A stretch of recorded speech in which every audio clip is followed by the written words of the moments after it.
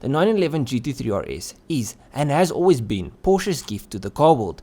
They are built to excite and to please. The rear-wheel drive 4-litre naturally aspirated flat-six track monster provides otherworldly performance and an uncompromised driving experience.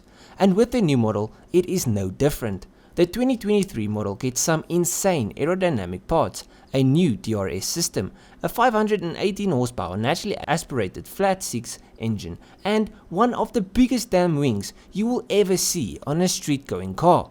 The GT3 RS looks insane. It looks like a car designed in Need for Speed by a 14-year-old boy who has watched too many Fast and Furious movies. It has hood vents, carbon fiber splitters, red rims, and a wing that sits higher than the roof. Now I know that the aero parts serve a purpose, but I think that's a little over the top. You know, because like the spoiler goes over the roof. At least I think I'm funny. Anyways, engine, my favorite part of these videos. Over the rear axle, you'll find a 4-litre naturally aspirated flat-six engine. Now since Porsche don't use inhalers on their GT3s, they have to really build these engines well in order to make some good power.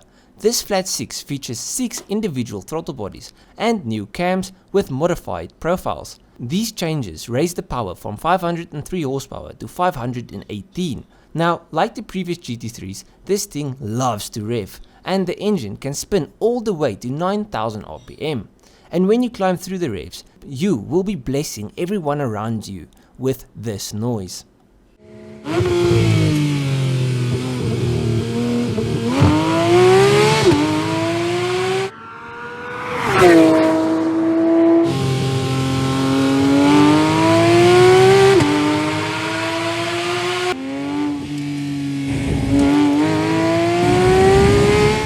Now with the normal GT3, you get both a 7-speed dual clutch automatic, aka the PDK, or you can get it with a 6-speed manual.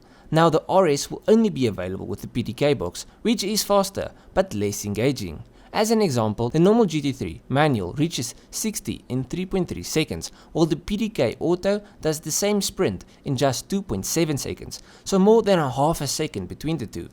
But 0 to 60 isn't really what this car is made for. If you want a fast accelerating Porsche, buy the Turbo S. This thing is made to rip through the mountains, destroy track records and scare your passengers. And to help it stick to the road, Porsche has gone all in with the aerodynamic parts, the most prominent of which is the swan neck supported rear wing, which is significantly larger in all dimensions than the wing of its predecessor. Now this is an active wing with DRS, and I'll explain why now. So this active wing contributes to producing over 400 kilograms of downforce at 200 kilometers an hour or 124 miles per hour, and almost 900 kilograms at 285 kilometers per hour or 177 miles per hour.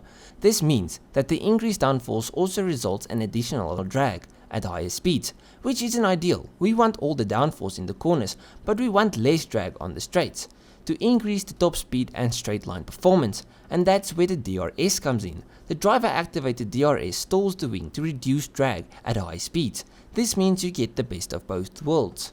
Sort of. It's still a bit slower top speed than the normal GT3, but it's much better than it would have been without the DRS. Now underneath, the GT3 RS's suspension has been modified for the improved aero as well. If you take a look underneath, you'll see the teardrop shaped control arms on the front axle improve wheel well airflow.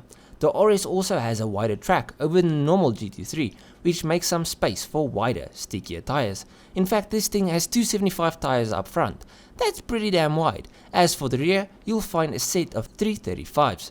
Now combine the aero parts with the fancy suspension, sticky wheels and huge 16-inch brakes, and you'll get a car that is insane around the track and that can provide some insane cornering grip. Now the new 911 GT3 RS is an absolute weapon on the track, whose adaptive aerodynamics are singularly focused at making it go exceptionally fast. With double the downforce of the 991.2 GT3 RS, this thing is truly the fastest GT3 yet.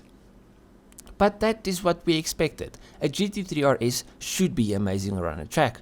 But how is it on the road? And can you drive it comfortably on the road? Well, firstly, this car is designed for the track, so she will have a harsh suspension. So I'm not even going to comment on that, since we all know that it will have a hard ride. But moving to the interior, it's actually quite nice. The GT3's interior is very similar to the rest of the 911 lineup.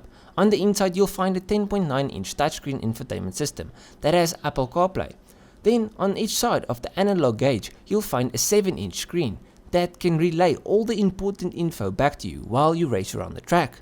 The RS model gets some extra steering wheel controls to adjust the adaptive dampers, rebound and compression levels, as well as a DRS button. All in all, the cabin is not very race car-y, which is a good thing. Race cars are quite shit on the inside. In conclusion, the new GT3 RS is exactly what Porsche wanted it to be, a gift to every car enthusiast out there. Unfortunately, this gift is not free.